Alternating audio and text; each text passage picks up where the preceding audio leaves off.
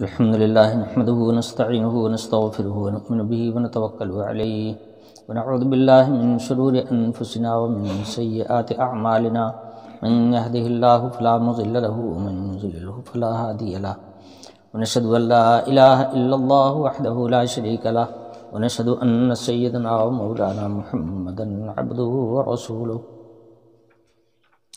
أرسله الله إلى الناس كافة بشيرا ونذيرا وداعيا إلى الله بإذنه وسراجا منيرا أما بعد فأعوذ بالله من الشيطان الرجيم بسم الله الرحمن الرحيم ولا تقربوا الزنا إنه كان فاحشة وساء سبيلا ولا تقتلوا النفس التي حرم الله إلا بالحق ومن قتل مظلوما فقد جعلنا لوليه سلطانا فلا يسرف في القتل إنه كان منصورا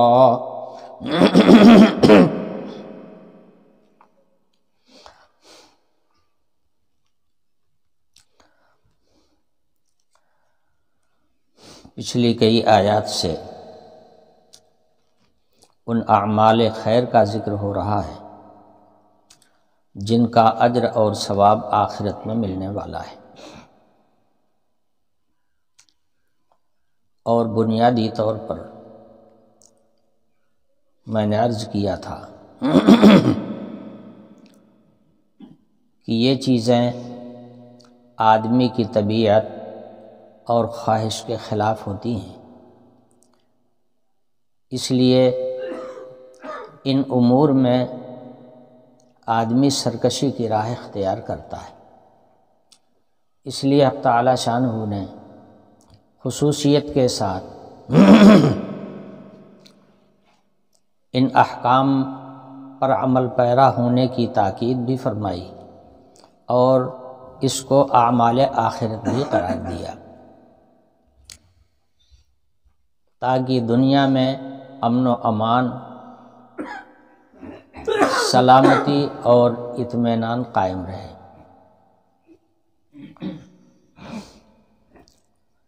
حقیقت یہ ہے کہ جن اعمال خیر کی نشاندہی ان آیات میں کی گئی ہے، یہ آدمی کی طبیعت کے خلاف ہوتے ہیں،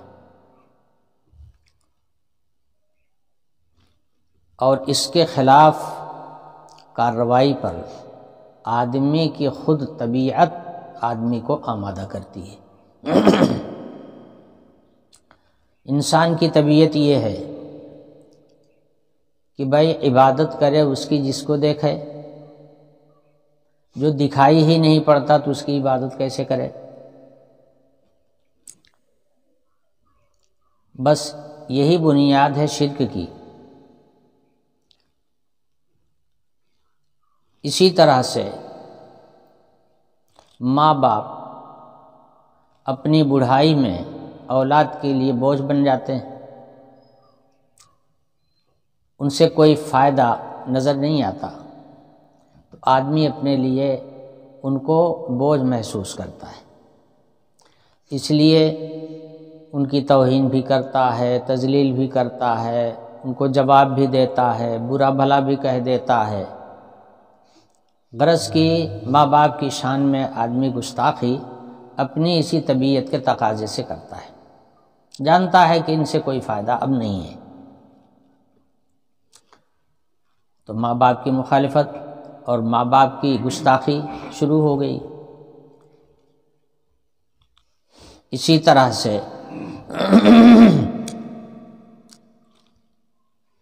انسان کی طبیعت جو ہے وہ لالچی واقع ہوئی ہے۔ ہر طبیعت میں لالچ رکھی ہوئی ہے۔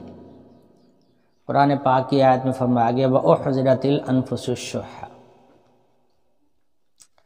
لالچ اور بخل ہر آدمی کی طبیعت میں بھرا ہوا ہے۔ اس مال کی لالچ اور اپنے مال کو خرچ نہ کرنے کا داعیہ آدمی کو اس پر آمادہ کرتا ہے کہ دوسروں کا مال بھی اگر اس کے پاس آ جائے تو دینا نہیں چاہتا، دوسروں کا مال اگر ہاتھ لگ جائے تو طبیعت یہ چاہتی ہے کہ رکھ لو، دو مت، اس کو دبا لو، اور جس طرح سے بھی ہو اس کو ہضم کر جاؤ۔ اس کے لیے آدمی سینکڑوں نہیں لاکھوں جتن کر لیتا ہے اور بہت سے راہیں نکال لیتا ہے، اور اس کا نفس جو ہے اس کو طرح طرح کی دلیلیں بھی سمجھا دیتا ہے کہ یہ دلیل، یہ دلیل، وہ دلیل، حالانکہ سب بکواس اور واہیات ہوتی ہے۔ تو دوسرے کا مال آدمی کے ہاتھ میں آ جائے یا دوسرے کا حق آپ کے اوپر ہو تو اس کنجوسی کی وجہ سے آپ یہ نہیں چاہتے ہیں کہ ہم اپنا مال کسی کے اوپر خرچ کریں اور کسی کو دیں، یہ بھی طبیعت کے خلاف ہے۔ اس لیے اس حکم کی بھی تاکید فرمائی گئی، وَآتِ ذِی الْقُرْبَى حَقَّهُ، جو تمہارے عزیز رشتہ دار ہیں عموماً انہی کے حقوق ہوتے ہیں، تو جن کا حق تمہارے اوپر ہے ان کے حقوق کی ادائیگی کیا کرو۔ اسی طرح سے آدمی کما کے رکھتا ہے مگر کسی خوشی کے موقع پر چاہتا ہے کہ وہ ایک دم دل کھول کے خرچ کریں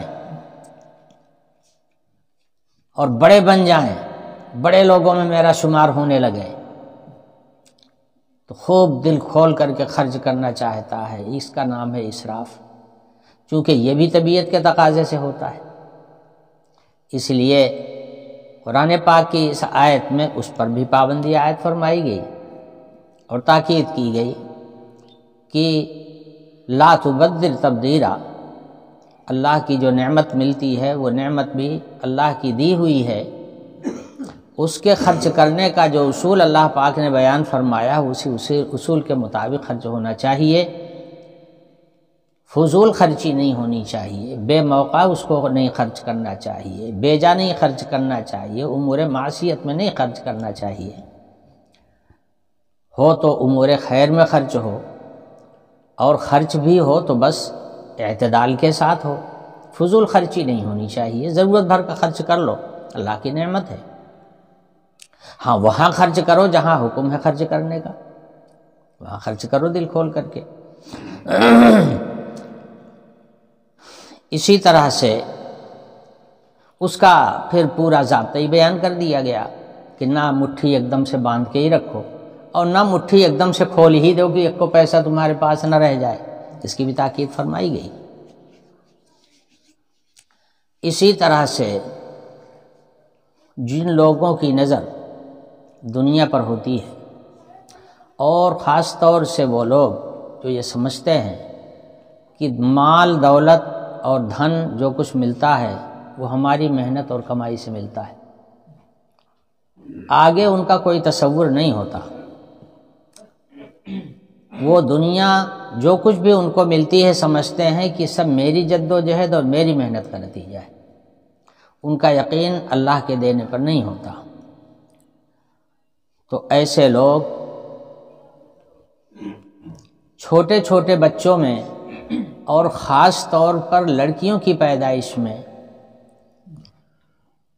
یہ چاہتے ہیں کہ لڑکیاں نہ ہوں، ہر آدمی لڑکا کا خواہش مند ہوتا ہے، لڑکیوں کا خواہش مند کوئی نہیں ہوتا۔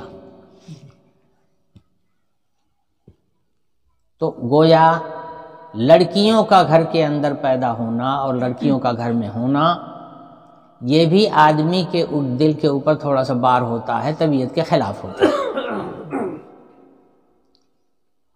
اس لیے اس کی بھی نشاندہی فرمائی گئی کہ طبیعت اگرچہ تم کو اس بات پر آمادہ کر رہی ہے کہ لڑکی نہ ہو، مگر یہ غلط ہے تمہارا خیال اور غلط ہے تمہارا یہ تصور۔ لڑکیاں بھی اللہ کی نعمت ہیں اور دنیا کی آباد کاری کے لیے ضروری ہے، اگر لڑکیاں نہیں ہوں گی تو نسل ہی نہیں چلے گی، اولاد آدم ختم ہو جائے گی، ان کا ہونا بھی ضروری ہے۔ اس لیے یہ نہ سوچو کہ جو کچھ کمائی ہوتی ہے تمہارے کمانے سے ہوتی ہے، یا جو کچھ تمہیں ملتا ہے تمہارے کمانے سے ملتا ہے، یہ تصور غلط ہے، یہ سب اللہ کی نعمت ہے۔ جیسے اللہ بے جان کو جاندار بناتا ہے، پیدا کرتا ہے، ایسے ہی اللہ ہی دولت بھی دیتا ہے، اللہ ہی دھن بھی دیتا ہے، اس کے دینے سے ملتا ہے۔ تو یہ جو طبیعت کی خلاف اور جو امور آدمی کی طبیعت کے خلاف ہوتے ہیں اور اس کے خلاف کارروائی پر طبیعت آدمی کو آمادہ کرتی ہے، ان ایک ایک عمل کی نشاندہی فرمائی گئی کہ اگرچہ یہ چیز تمہاری طبیعت کے خلاف ہے مگر شریعت تمہیں منع کر رہی ہے کہ ایسا نہ کرو۔ اسی سلسلے کے کچھ احکام آگے بھی آ رہے ہیں، انشاءاللہ اس کو بھی بیان کروں گا۔ یہاں پر ایک بات عرض کروں، طبیعت جو ہے یہ آدمی کی ایک دم جاہل اور گنوار اور بے عقل ہوتی ہے۔ صرف طبیعت کے مطابق جو آدمی چلے گا وہ کبھی راہ راست پر نہیں چل سکتا، اس کا راستہ ہمیشہ خراب ہی ہو جائے گا۔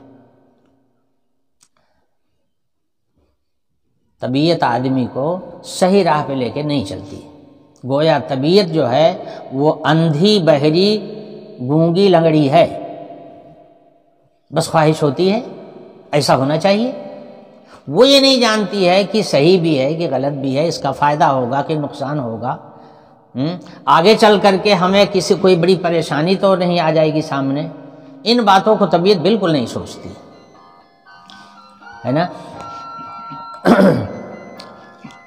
تو طبیعت جو ہے آدمی کی نہایت جاہل ہے، اسی لیے ساری دنیا کا اس بات پر اتفاق ہے کہ طبیعت کے مطابق نہیں چلنا چاہیے۔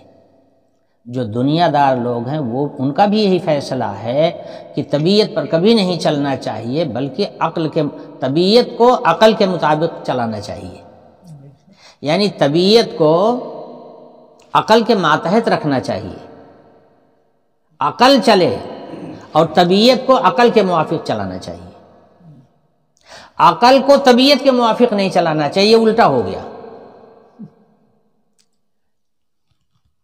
اب دیکھیے آپ کی طبیعت خراب ہو جائے، ڈاکٹر کے ہاں جائے گا، کہے گا سوئی لگائیں گے، تو طبیعت تو کبھی نہیں تیار ہوگی سوئی لگانے کے لیے، اس لیے کہ سوئی لگانے سے درد ہوتا ہے، کتنے لوگ چلاتے ہیں بھاگتے ہیں، مگر پکڑ پکڑ کے باندھ کر کے ان کے سوئی لگوائی جاتی ہے۔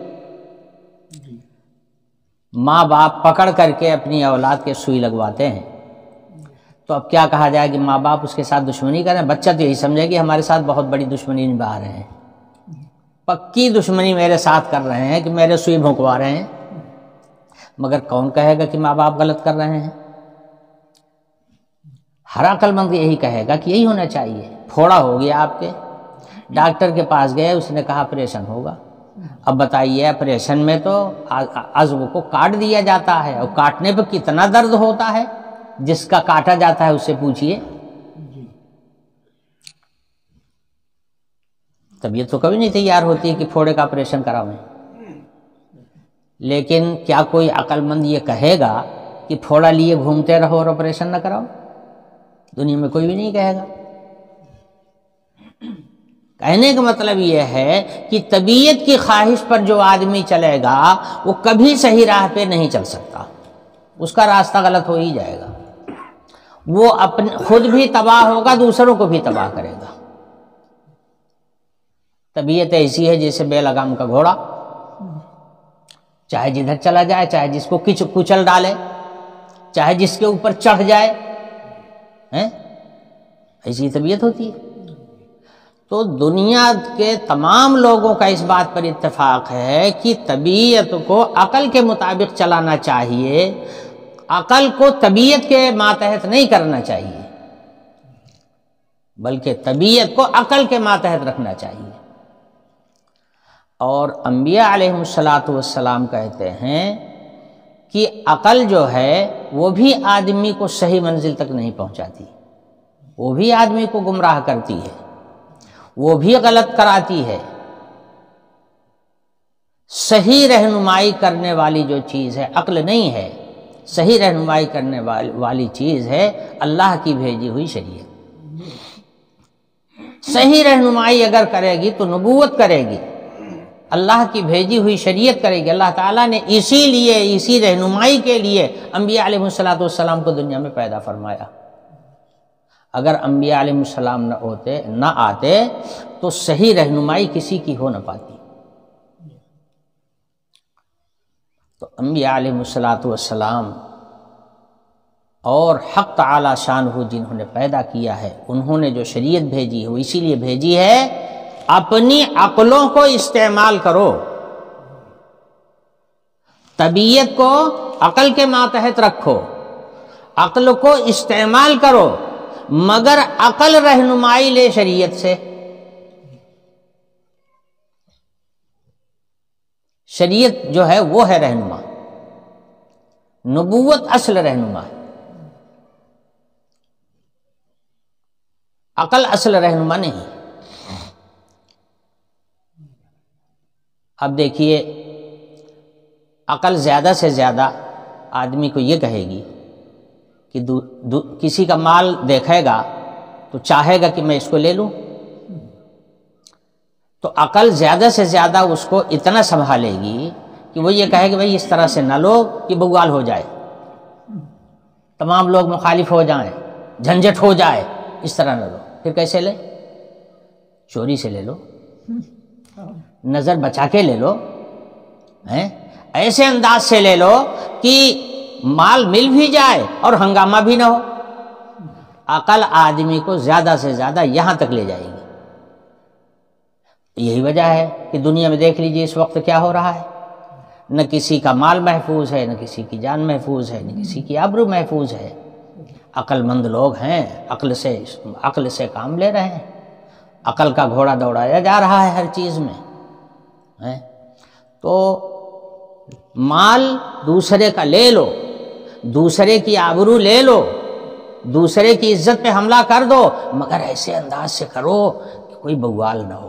بس عقل جو ہے آدمی کی رہنمائی یہیں تک کرے گی، اس کے آگے نہیں کرے گی۔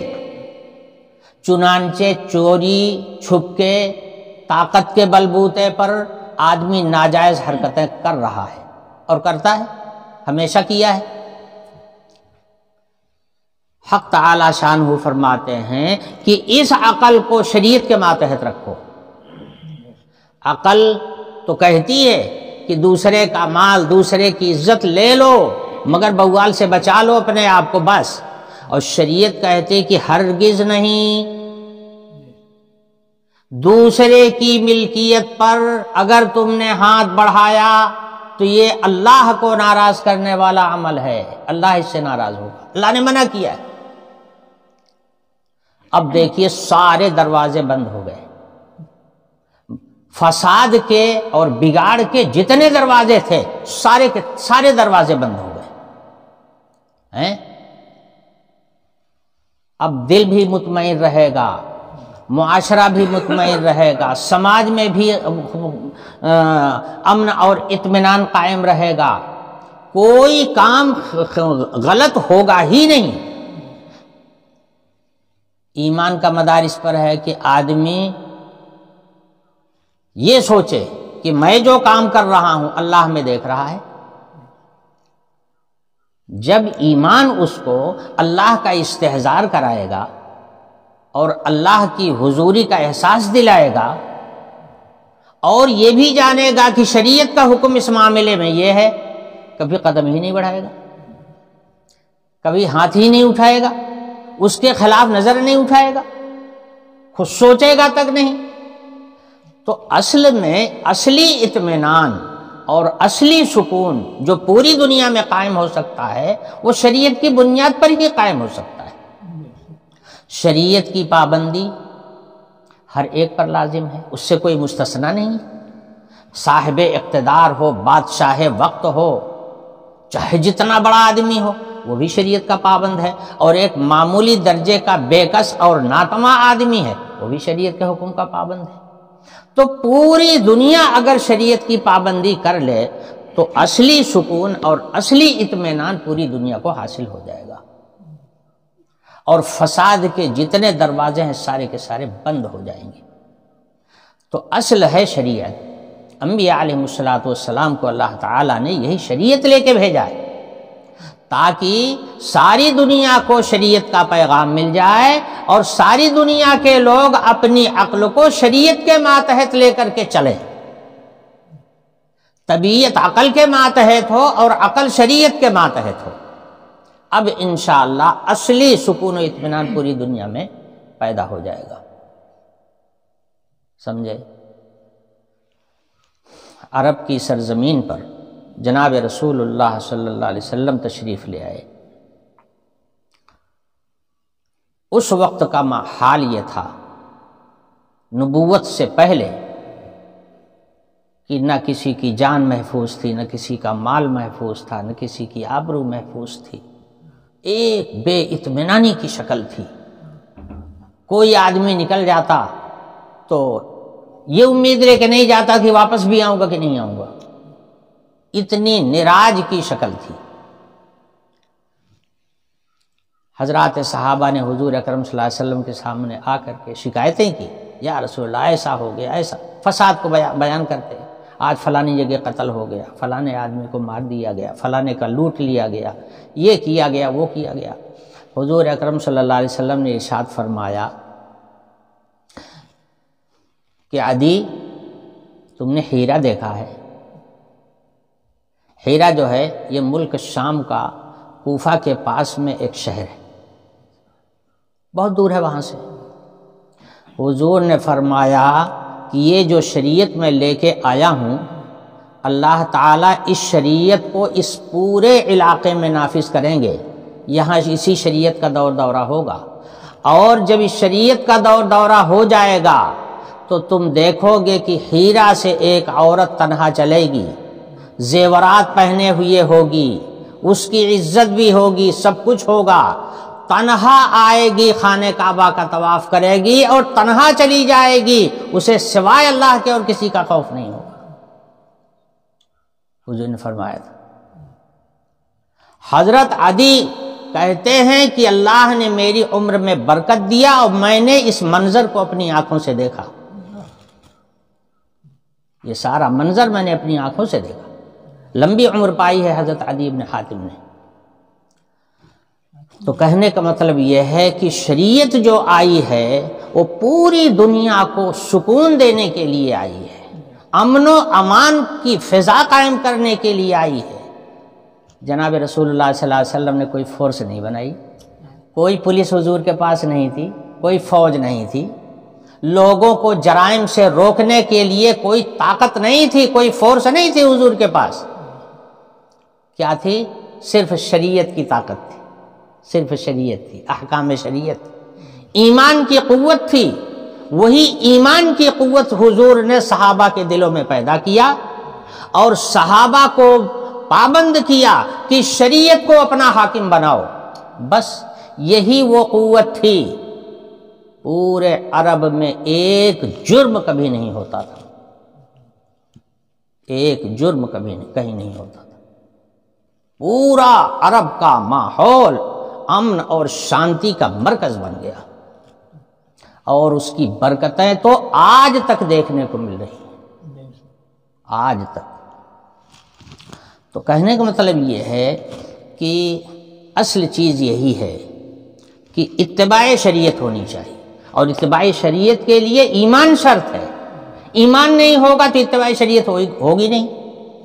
اتباع شریعت ہو، عقل سے کام لو، مگر عقل کو شریعت کے ماتحت رکھو، اور طبیعت کے موافقت مت کرو، صرف طبیعت پر مت چلو، اس لیے کہ طبیعت جو ہے وہ تم کو غلط راستے پہ لے جاتی ہے۔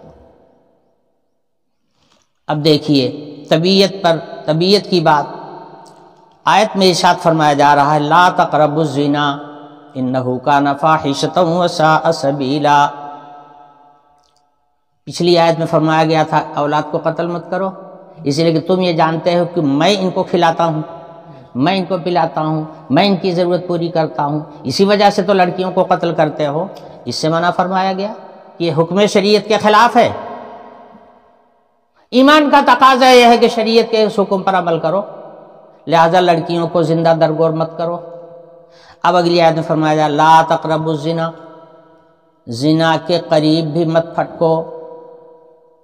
زنا کرنا تو بہت دور کی بات ہے، زنا کے قریب میں بھی مت جاؤ۔ زنا ہر آدمی جانتا ہے کہ ایک عمل ہے، مگر ڈائریکٹ نہیں ہو جاتا کہ کوئی مرد کسی عورت سے ملے اور ترنت زنا ہو جائے، ایسا نہیں ہوتا۔ پہلے جھانک تاک ہوتی ہے،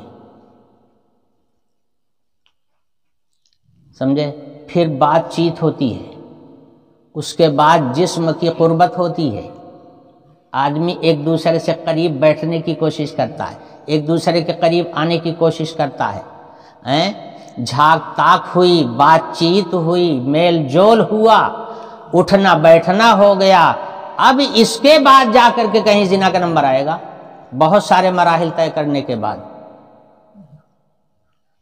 اس کو دواعی زنا کہا جاتا ہے۔ شریعت منع کر رہی ہے، زنا کے قریب مت پھٹکو کا کیا مطلب ہے؟ نگاہ ہی سے حفاظت شروع کر دو، تمہاری نگاہ کسی اجنبی کے اوپر پڑے ہی نہیں، اجنبیہ کی نگاہ تمہارے اوپر پڑے ہی نہیں، وہ اپنی حفاظت کرے پردے میں رہ کر کے، تم اپنی نگاہوں کی حفاظت کرو کہ غیر محرم پر پڑنے نہ پاوے۔ یہیں سے پابندی شروع کر دی گئی ہے، اور اس کے اصول اور ضوابط بیان فرما دیے گئے۔ اگر ان احکام شرعیہ پر عمل ہوگا تو آدمی زنا کرنا تو دور کا کوسوں دور رہے گا، قریب بھی نہیں پہنچے گا اس کے۔ اور یہی وجہ ہے، دیکھیے جو اللہ والے لوگ ہیں، نیک لوگ ہیں، وہ زنا کے قریب کہاں جاتے ہیں؟ وہ تو غیر محرم کے ساتھ کبھی بیٹھتے تک نہیں ہیں، بات چیت میں نہیں کرتے، تو پھر زنا کا کیا تصور ہوگا وہاں پر؟ یہ زنا انسان کی طبیعت ہے، مرد کی طبیعت عورت کی طرف مائل ہوتی ہے، عورت کی طبیعت مرد کی طرف مائل ہوتی ہے، اسی طبعی میلان کی وجہ سے زنا کا صدور ہوتا ہے، اور زنا بہت بڑی آفت ہے، زنا بہت بڑی آفت ہے۔ فرمایا جا رہا ہے انہ کان فاحشۃ وساء سبیلا، یہ بہت بڑی بے حیائی کا کام ہے اور بہت برا راستہ ہے۔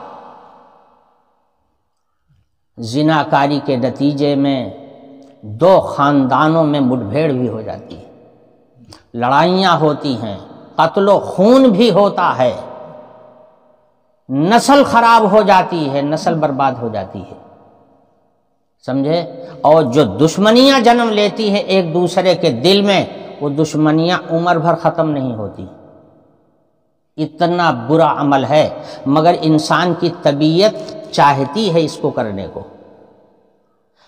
شریعت حکم دے رہی ہے کہ اس کے قریب بھی مت جاؤ، طبیعت کے اس تقاضے پر مت چلو، ورنہ یہ طبیعت تمہیں نہ جانے کہاں لے جا کر کے پٹک دے گی اور کہاں لے جا کر کے تباہ کر دے گی۔ آپ جانتے تو ہیں، ایک ہی واقعہ تو ہوا بابو تارا میں، نتیجہ کیا نکلا؟ جان چلی گئی، زنا ہی تو اس کا سبب بنا ہے کہ اور کچھ؟ کتنی بڑی آفت ہے۔ اب وہ عورت بھی بیوہ ہو گئی، اس کا سارا خاندان اس کے سائے سے محروم ہو گیا، اس کے بچے سب یتیم ہو گئے، بس ایک نشہ ہی تو تھا، اسی کا خمیازہ تو ہوا، جس کو بھگت رہا ہے پورا خاندان بھگت رہا ہے۔ تو یہ ہے انہ کان فاحشہ، بہت بڑی بے حیائی کا عمل ہے۔ دل تو آدمی کا ضرور چاہتا ہے، مگر شریعت منع کر رہی ہے، اور شریعت پہلے سے پیش بندی کر رہی ہے، بہت دور سے رکاوٹیں ڈال رہی ہے۔ ایک دوسرے کے سامنے سے بھی بچاؤ، ایک دوسرے کا چہرہ دیکھنے سے اپنی نگاہوں کو بچاؤ، تم بھی اپنی نگاہیں نیچی رکھو، وہ بھی اپنی نگاہیں نیچی رکھیں، تاکہ نظریں ملنے نہ پاؤں ایک دوسرے سے۔ یہیں سے جب پابندی شروع ہو جائے گی تو انشاءاللہ اس کے قریب بھی نہیں پہنچو گے، اس کے نزدیک بھی نہیں جاؤ گے۔ یہ ہے شریعت کا حکم۔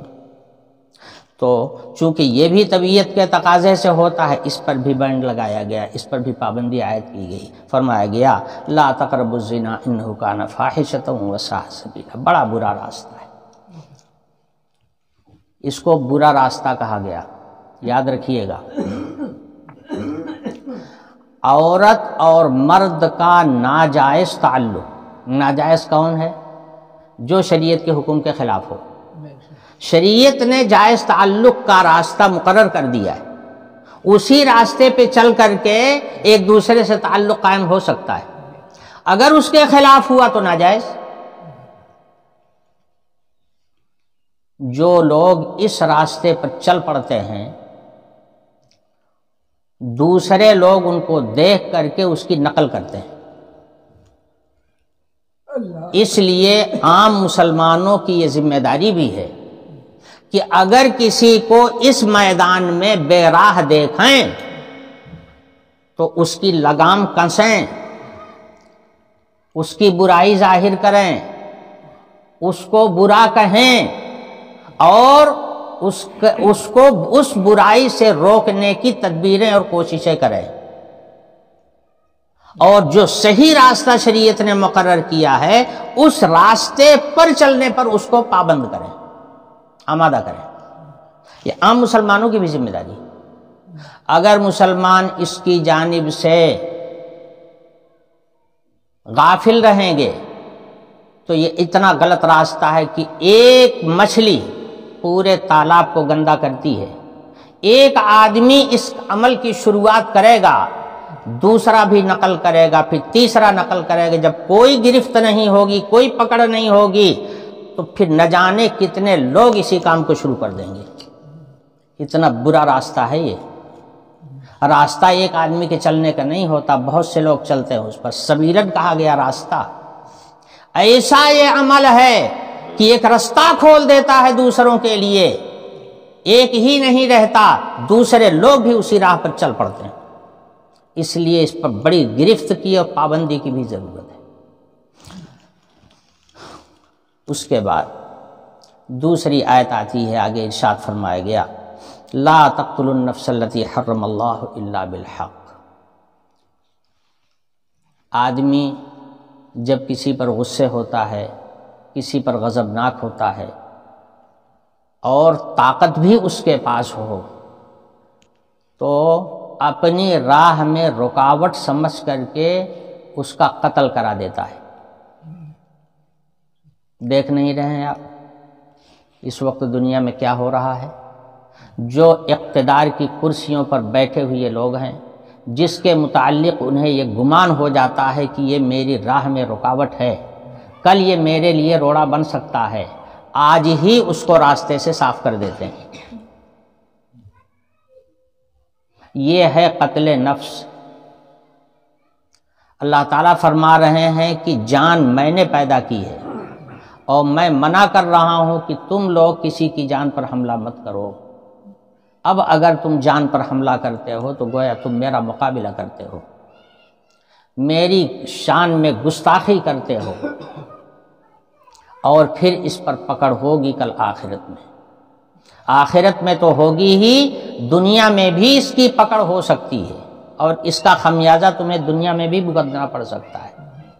فرمایا لا تقتلوا النفس التي حرم اللہ الا بالحق، کسی نفس کو قتل مت کرو جس کو اللہ نے محترم بنایا ہے، ہاں حق بات پر۔ کیا مطلب؟ بعض جرائم ایسے ہیں کہ جس کی سزا قتل ہے، اگر وہ موجب قتل عمل کا ارتکاب کرتا ہے تو حکومت، صاحب اقتدار اس کو قتل کی سزا دے سکتا ہے۔ مثلا کسی نے کسی کا قتل کر دیا تو قتل کی سزا قتل ہے۔ شریعت کے نزدیک بھی یہی ہے اور دنیا کی عدالتوں میں بھی یہی۔ اصل یہی ہے کہ قاتل اگر قتل عمد کا مرتکب ہوا ہے، یعنی جان بوجھ کر اس نے کسی کی جان لی ہے، تو اس کا بدلہ یہی ہے کہ اس کے بدلے میں اس کو بھی قتل کر دیا جائے۔